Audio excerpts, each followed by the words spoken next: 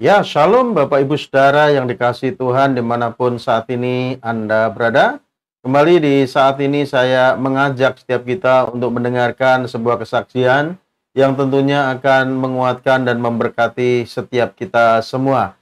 Yaitu seorang perempuan muslimah yang berasal dari Padang atau Minang, Saudara, yang sekarang ini telah meninggalkan iman kepercayaan yang lama dan percaya kepada Yesus sebagai Tuhan dan Juru Selamatnya. Untuk itu tidak berlama-lama, langsung saja kita dengarkan kesaksian ini sehingga kita semua akan dikuatkan dan diberkati melalui kesaksian ini.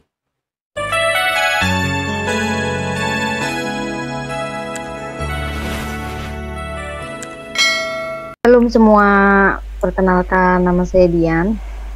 Saya berasal dari Kota Padang. Saya dilahirkan dari keluarga Muslim. Saya dua bersaudara. Dua bersaudara ya teman-teman. Kalau dulu itu di waktu saya di keluarga itu ya biasa, namanya orang Muslim itu gimana sih, diajarkan mengaji, sholat, seperti itu ya. Sholat, mengaji, beribadah. Tapi karena saya itu paling bodoh, saya itu bodoh dan kakak saya itu lebih pintar, tapi kakak saya itu nggak mau berbagi kepandaiannya sama saya, seperti itu ya. Jadi di situ tuh saya berontak. Jadi saya misalkan disuruh pergi mengaji seperti itu ya, berangkat dari rumah, berangkat tapi nggak nyampe gitu kan, nggak nyampe ke tempat ngaji gitu kan. Sudah itu udah saya berontak itu makin hari makin menjadi, sampai tiba masanya saya SMP. Nah, SMP itu masih sama seperti itu ya kan, dengan saya yang bodoh dan kakak saya yang pintar itu masih terus banding-bandingkan seperti itu ya, dibanding-bandingkan terus-menerus tanpa ada solusinya. Apakah aku harus belajar sama apakah saya harus belajar sama kakak saya, atau saya harus belajar sama siapa, itu nggak ada solusi.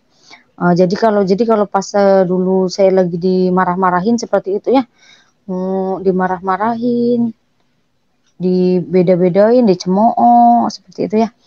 Saya itu kalau lagi marah itu, kebetulan suatu hari itu saya itu ada kerja kelompok dengan teman sekolah saya. Kebetulan dia non Islam seperti itu ya. Pas dari rumah saya datang ke tempat teman saya itu dalam keadaan marah, tapi pas saya bertamu ke tempat dia, kita mau belajar, pas dia buka pintu rumah, dia di rumahnya itu dia muter lagu pujian, ibunya berdoa, puji Tuhan, sampai di rumah dia. Sampai saya duduk di dalam rumahnya itu, marah yang dari rumah itu saya rasa amarah yang saya bawa dari rumah karena diomelin orang tua seperti itu ya, nyampe tempat dia itu hilang semua karena dengar lagu rohani, dengar ibunya berdoa. Sampai saya bertanya, ibu kamu ngapain sih, saya kan gitu, kok dia kok berdoa kok kayak gitu, kayak kalau orang doa itu kan nggak bunyi, kata saya kan gitu, orang doa mah dalam hati, kata saya kan seperti itu ya. Enggak lah ya, ada beda, kata dia. Oh, nah di situ saya mulai apa sih? Kalau penasaran tidak ya, dulu itu memang belum mengerti ya, belum mengerti yang namanya agama seperti itu kan. Tapi entah kenapa, entah bagaimana seperti itu ya. Kalau saya marah itu kalau dengar lagu rohani itu dulu itu seneng banget rasanya, damai sekali seperti itu. Sudah itu saya kan nggak selesai sekolah, cuma sampai kelas 2. Otomatis kan saya sama teman saya itu berpisah itu. Saya itu waktu berontaknya saya itu, saya pergi ke daerah Tasik. Di situ hidup saya tidak tertata lagi, amburadul bisa dibilang seperti itu. Terjun ke dunia malam ya teman-teman, terjun ke dunia malam usia kurang lebih 15 tahunan dulu, 15 sampai 16 tahunan. Saya udah di dunia malam, dari ibaratnya pertamanya hanya seorang pemandu lagu, lama kelamaan jujur saja saya pernah menjadi seorang pelacur atau PSK seperti itu ya teman-teman ya. Tidak tertata, pokoknya tidak tertata sama sekali, tidak. Di situ saya bilang saya orang muslim tapi saya tidak beribadah, tidak bersembahyang seperti itu ya. Tidak kenal yang namanya Al-Quran, bukan saya menghina seperti itu, tidak sama sekali. Tapi memang itu yang saya alami dulu itu gitu. Cuma keturunan Islam, cuma tidak ya kental sih, ibu bapak biasa sholat ibadah. Tapi saya nggak mengikuti jejaknya. Sampai saya itu kurang lebih itu saya di dunia malam itu 1 tahun, dan suatu hari saya waktu itu awal-awal Facebook itu belum ada WA ya, cuma Facebook gitu ya. Facebook telepon aja masih seluler zaman dulu ya.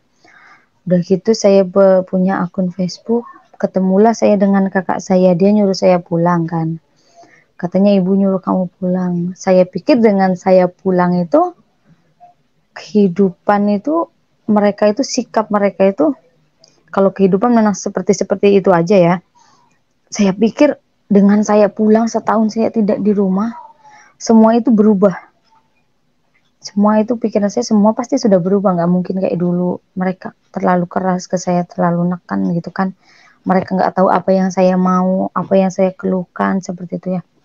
Pas saya pulang itu bukannya berubah, masih sama aja, tambah parah kalau kata saya ya kan, seperti itu. Udah gitu pas pulang itu saya tiba-tiba dijodohkan ibaratnya itu saya itu nggak kenal gitu kan, tapi namanya dulu mungkin kan berbakti sama orang tua kan seperti itu ya. Saya ikutin aja, saya menikah dengan mantan suami saya yang dulu. Nggak, kurang lebih saya dari menikah itu sekitar 1 tahun kemudian saya baru hamil anak pertama. Puji Tuhan waktu itu ya masih biasa aja lah ya, nggak ada masalah gitu ya kan. Hamil anak kedua ya, pas hamil anak kedua mulai ya ada masalah, gonjang-ganjing dikit. Hamil ketiga, keempat, pas usaha lagi mulai naik-naiknya, di situ diujilah kita, diuji dalam hal kesetiaan seperti itu ya. Diuji dalam hal kesetiaan. Jadi ceritanya itu saya itu diselingkuhin. Dia itu berselingkuh dengan karyawan dia sendiri seperti itu. Udah gitu itu udah pernah kepergok sekali 2 kali katanya ya, kalau pikiran saya ya udahlah gitu kan, udah lewat kan seperti itu ya. Udah lewat gitu, enggak ya udahlah, saya memaafkanmu, itu udah lewat, udah lupakan saja. Kalau pikiran saya kan seperti itu. Tapi ternyata tidak, di belakang masih kayak gitu terus, tambah parah. Kalau saya ngomong, saya ibaratnya berkomentar ya, saya takutnya dia main tangan seperti itu kan. Udah gitu pas anak saya yang nomor 4 itu usia kurang lebih, saya melahirkan baru 1 tahun, dia usia 1 tahun itu, dengan dia seperti itu saya nekat pergi ke Tangerang. Saya niatnya itu bekerja. Sudah saya sampai di Tangerang itu, saya bekerja, telepon waktu itu masih biasa, nggak ada masalah ya, nggak ada masalah saya nelpon anak-anak. Tapi pas dia ngomong, aku udah, ibarat dalam bahasa kasarnya seperti ini, tapi dia mungkin secara harus ya, aku udah tidur lagi sama dia kan, otomatis sakit hati saya kan. Dan dari situ saya nggak terlalu ngerespon ke dia, cuma ke anak-anak aja, paling kan gitu, nelpon biasa, cuma nanyain anak-anak. Sampai suatu saat itu saya memantapkan diri itu, kenapa ya, saya bertanya-tanya itu, kenapa ya kalau saya dengar lagu rohani itu, renungan pagi itu rasanya damai sekali. Pas lagi dia bilang saya selingkuh lagi gitu dengan Dengan jujurnya dia berkata seperti itu, saya buka kitab itu kan waktu itu saya belum punya Injil, cuma punya lewat internet saja kan seperti itu.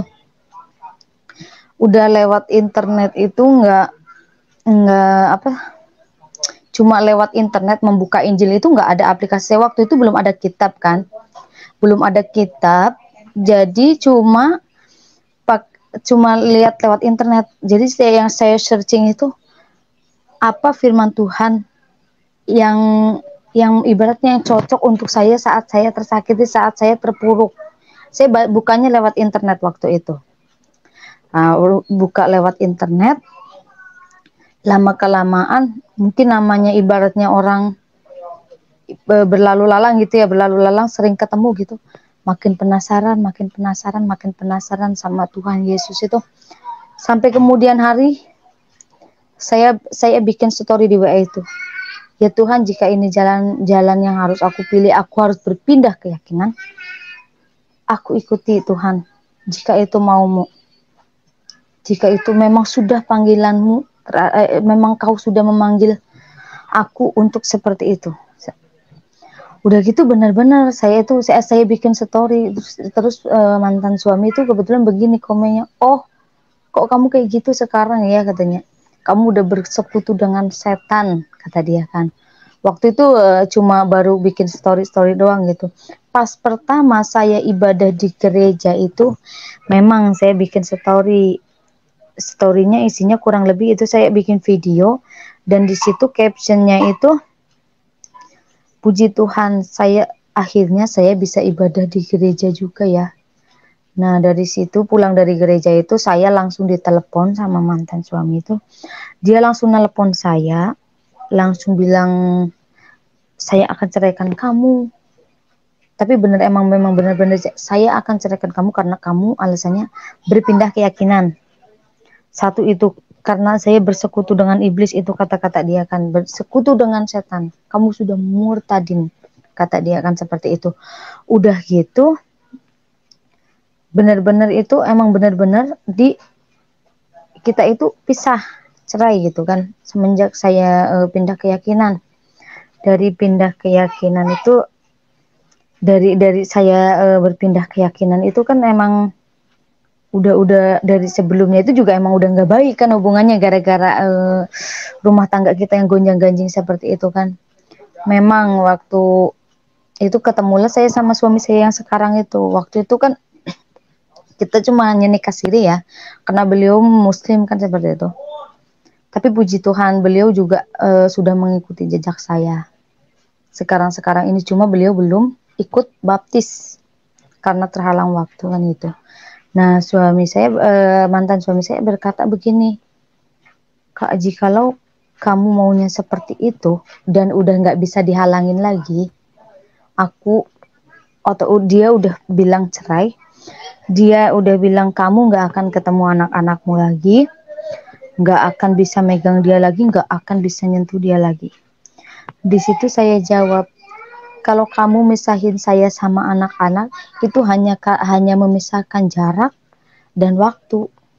Tapi kalau saya ibaratnya sekarang, saya bertemu Tuhan, dia yang menopang saya, saat kamu memperlakukan saya seperti itu, ibaratnya kan gitu ya.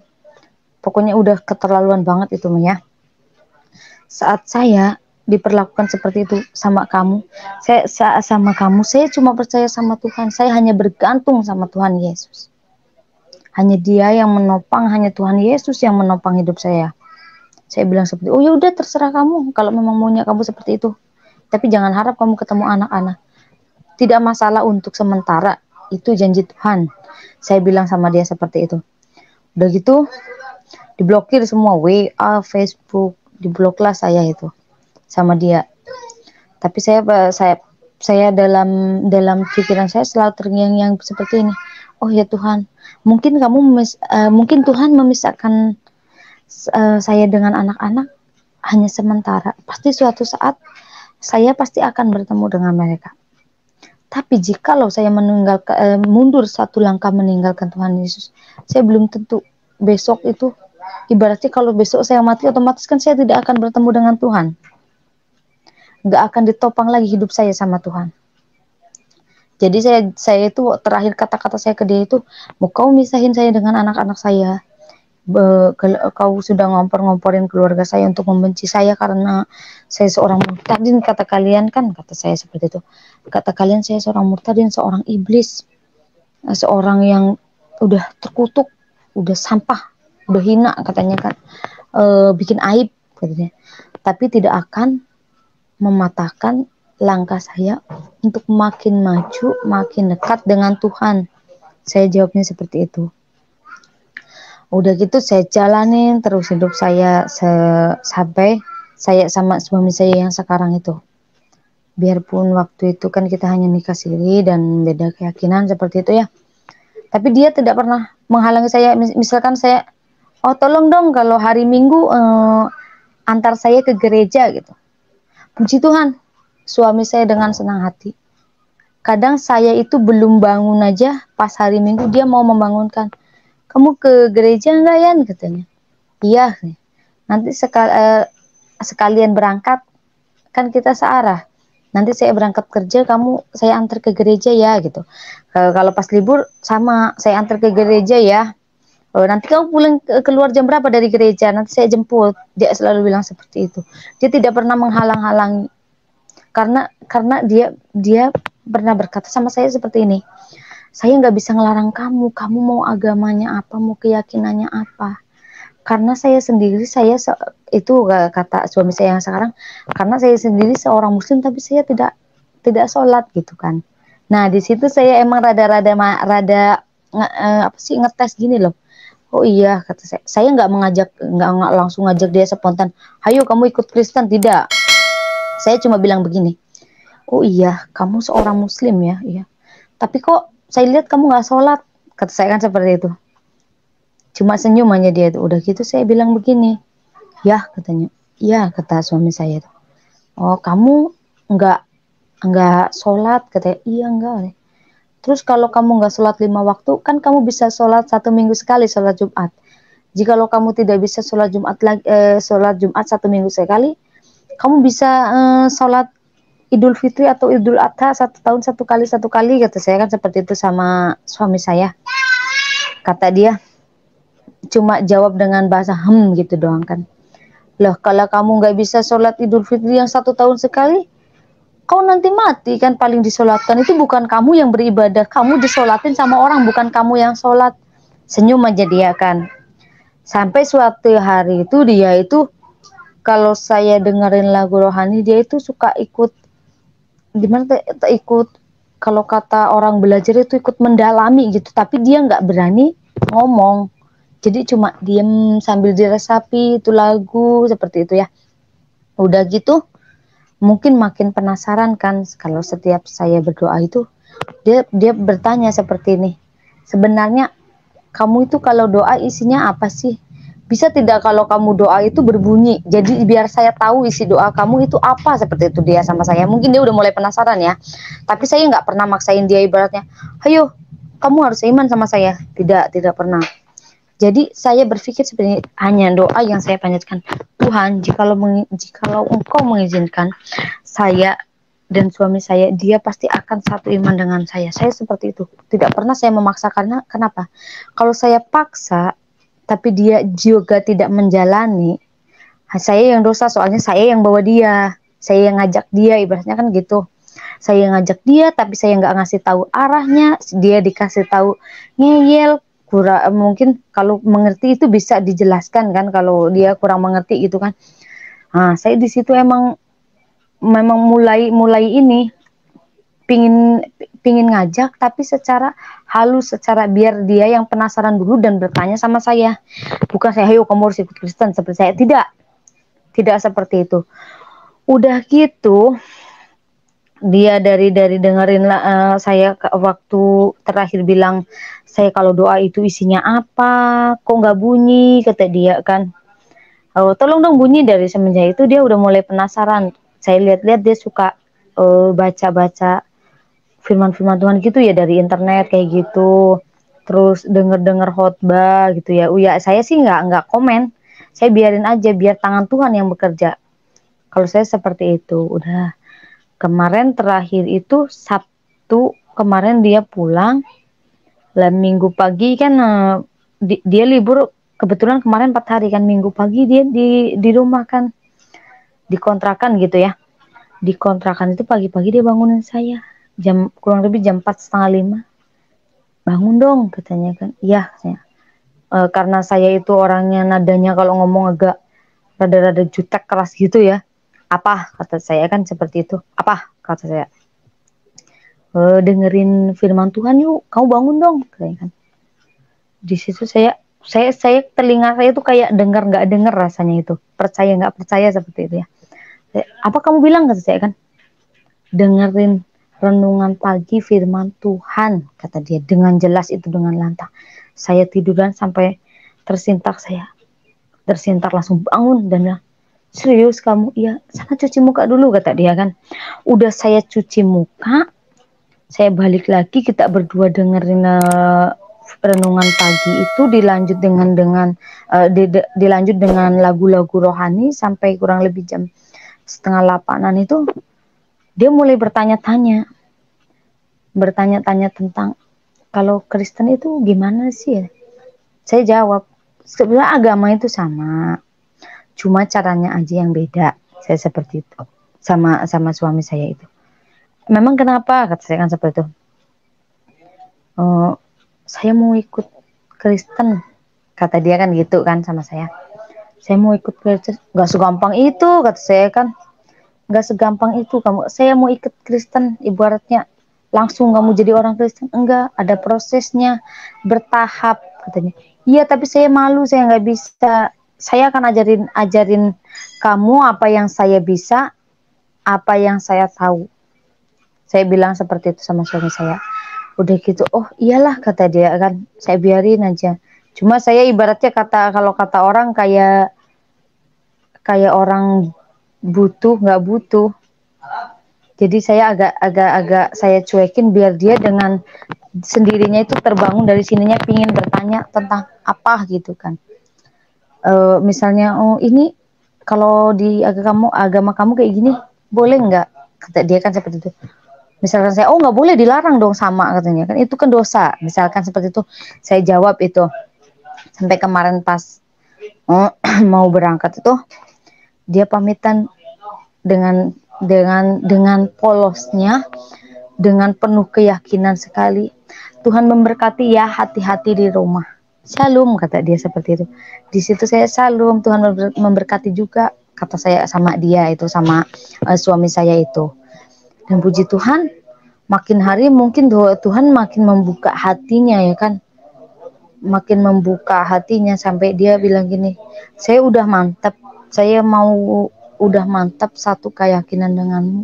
Puji Tuhan saya pingin dibaptis nanti kalau udah libur kerja ya, kata dia. Puji Tuhan, kalau memang kamu emang udah keputusanmu seperti itu, saya nggak bisa ngelarang. Saya cuma mengarahkan, saya kan seperti itu. Puji Tuhan juga saya hari ini tadi siang saya sudah baptis ya, saudara-saudaraku semua. Saya sudah baptis tadi siang bareng dibantu Pak Pendeta Pak Isyan sama Bu Mary, terus Pak Yopi, Pak Kosim, Bu Lucy. Terima kasih semua. Saya sudah baptis, puji Tuhan saya sudah baptis. Saya sudah terlahir kembali, dosa-dosa saya terhapuskan. Saya hidup lahir kembali lagi, lahir baru lagi seperti itu ya teman-teman ya. Maaf ya kalau kata-katanya belum ini.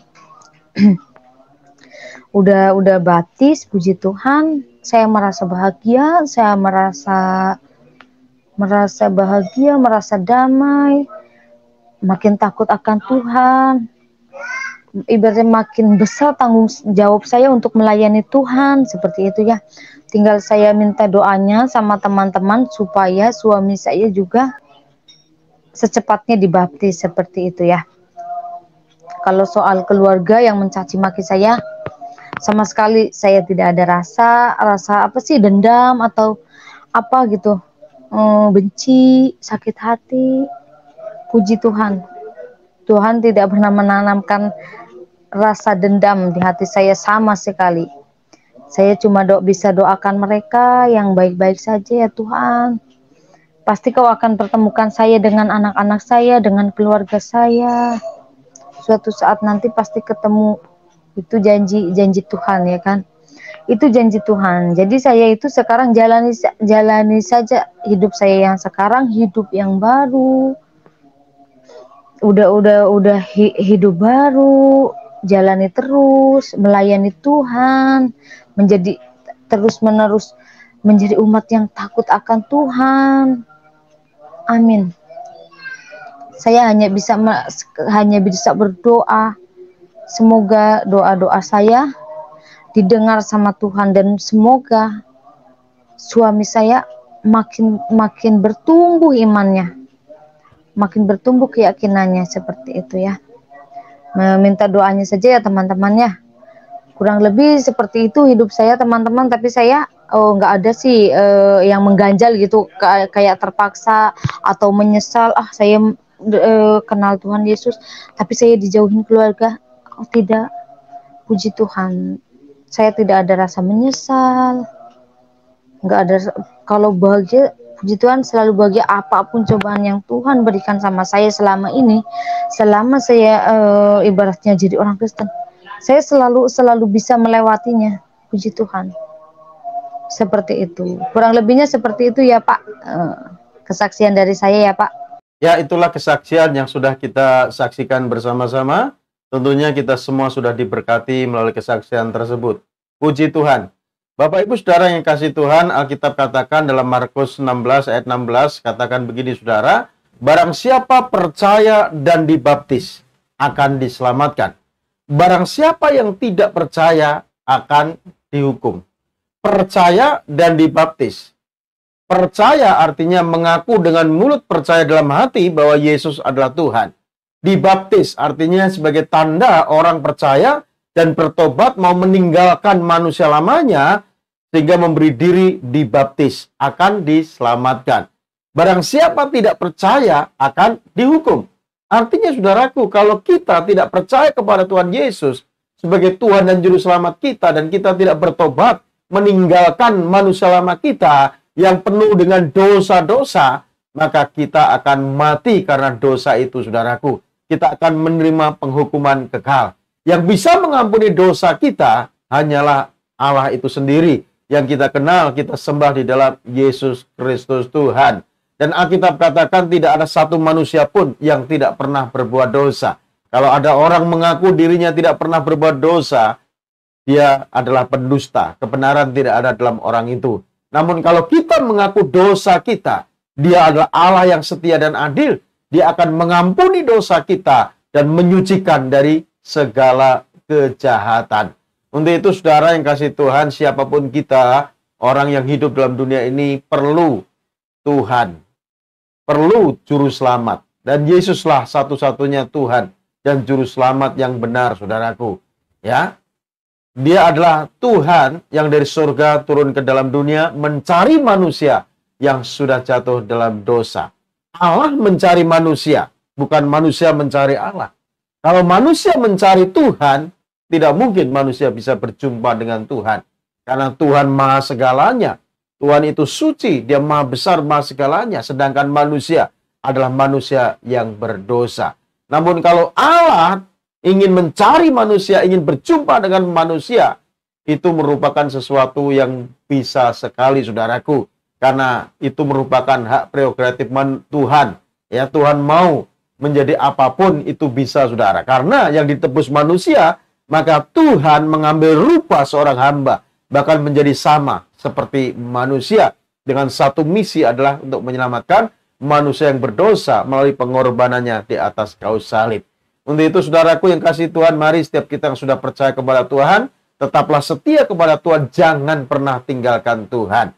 Tetap semangat buat kita semua. Tuhan Yesus memberkati. Amin.